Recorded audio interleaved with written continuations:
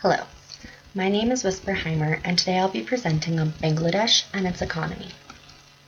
Bangladesh is a small developing nation in South Asia, bordered by land on three sides and the Bay of Bengal at the bottom. It sits on the delta of two different rivers, and is known for unpredictable weather, internal conflicts, and government corruption.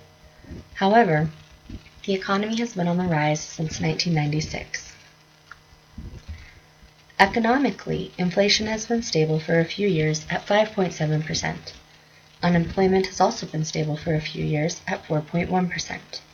However, underemployment, or working few hours for low pay, is a problem that seems to affect about 40% of the population of Bangladesh. Other challenges include an influx of refugees and job outsourcing. Now, refugees aren't normally a problem, but when your main export is rice, and you have nationals and refugees eating it, it means that you can't export as much, and thus have a lower profit. Job outsourcing is when the people of Bangladesh cross over the border, especially to places like India, to look for jobs. This provides Bangladesh no economic benefits, unless they come back across the border to spend their money. A few years ago, the government released a new vision for Bangladesh. Currently, the government is mismatched and strangled by corruption. It's 50 years old and still struggling. This vision, called Vision 2021, or Digital Bangladesh, plans to change that. In this vision, they outline a plan for government stabilization, a better democracy, more transparency within the government to its citizens, a decrease in corruption within the government, and more economic development for the country of Bangladesh. Now, Bangladesh is a free market system, and Digital Bangladesh does not plan to change that.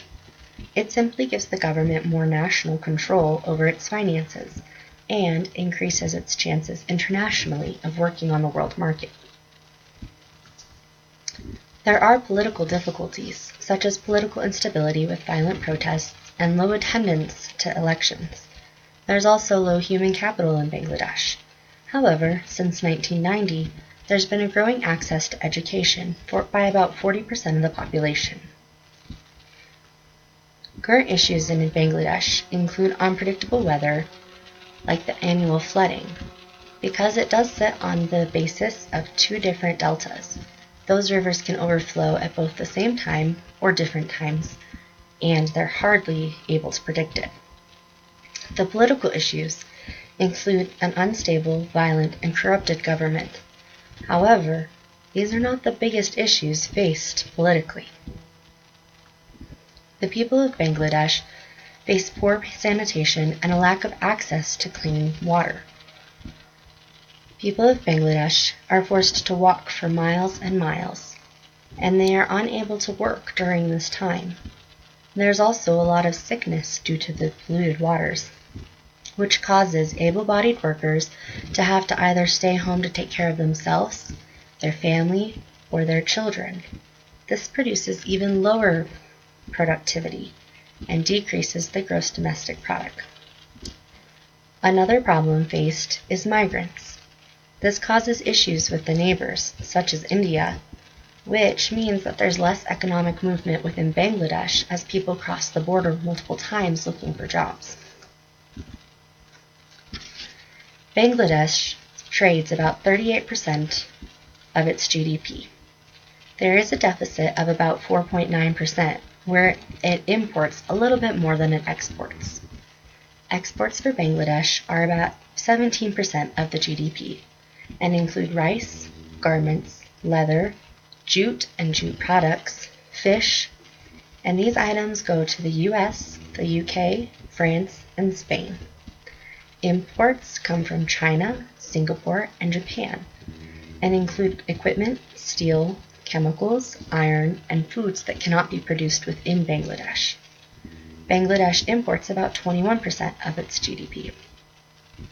One problem that it faces with its imports is that it has exports that rely on those, such as the building of clothes, which relies on the equipment that comes in from China. There are many causes of poverty in Bangladesh. The political strife, the mismatched government, and its low human capital account for a great majority of those.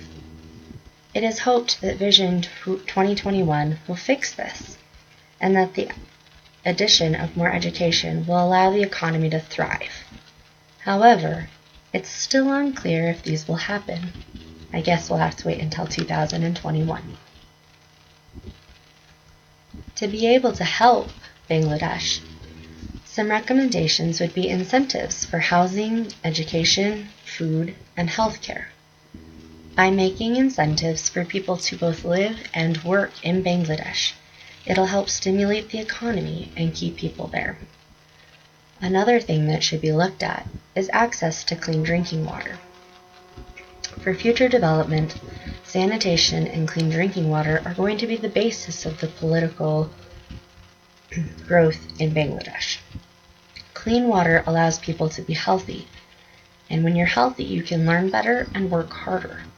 People in Bangladesh have already started on the journey to better education. Now, if they could be healthy, they would be able to get faster as well. We can advocate here in America, whether or not we ever get to Bangladesh or not. There are many different companies that allow you to sponsor both children and families. There are also companies that allow you to buy animals or products for these countries, and you can either sponsor with money or you can sponsor a cause.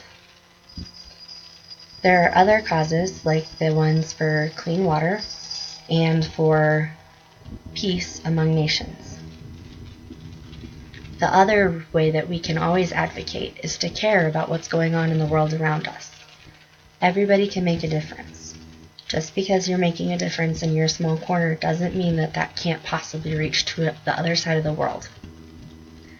Humans in America often forget that we are a part of the global economy.